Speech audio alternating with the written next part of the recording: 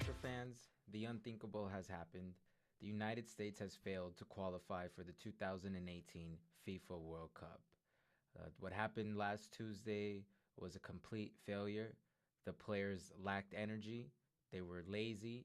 It looked like they didn't even have to win the game to go to the World Cup. It looked like Trinidad and Tobago was a team that had to win to go to the World Cup, and they were already eliminated. And what we saw was a complete 180 of the game versus Panama on Friday before, where US won 4-0. Now, I think there's a lot of fundamental problems that's wrong with US soccer, and I'm going to talk about two of them right now. I think the first problem I should address is the pay to play system. Young soccer players in the United States have to pay a lot of money in order to take their game to the next level. And I know this is the same with other sports, but with soccer being a universal sport, other countries, they don't make their young soccer players have to pay an immense amount of money in order to play with club teams and tournaments. So what happens is that there's a bigger talent pool in other countries like say Argentina, Brazil, where scouts can see them.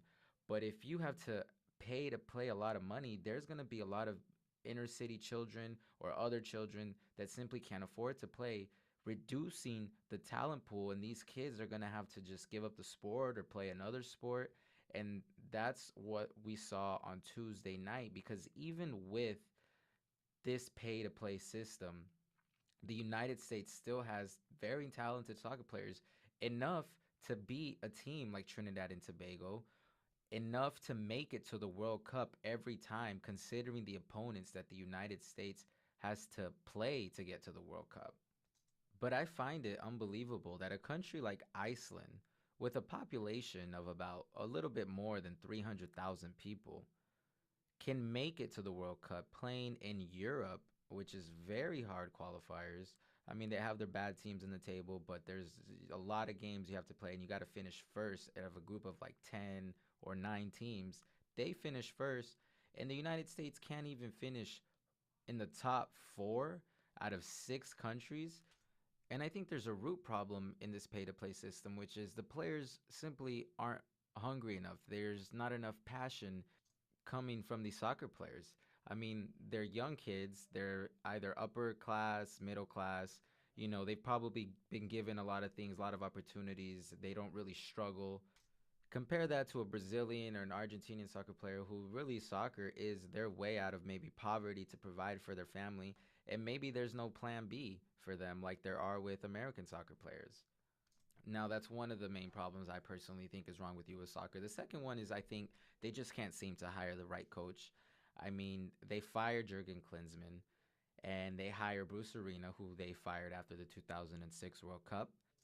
I personally wanted them to hire somebody better, but I still thought that Bruce Arena could get them to the World Cup. I thought any coach could get the United States to the World Cup, considering the opponents that the U.S. soccer has to play. And, before the game, Bruce Arena comes out and he says that he'd like to see a hot shot European country play in CONCACAF. Let me tell you guys something.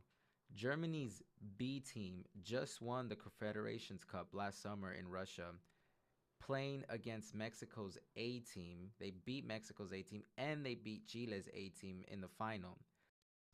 Germany's B team would finish first in this CONCACAF table. I think what U.S. soccer needs to do is they need to hire a well-established, in my opinion, Brazilian, Argentinian coach. Because if you look at other countries in South America, not including Brazil or Argentina, like Colombia, Chile, Peru, they all have Argentinian coaches and they're playing well soccer. Chile just missed out on the World Cup, but they made it to 2014 World Cup and they won the Copa Americas with an Argentinian coach. And in my opinion, those systems work and they know what they're doing.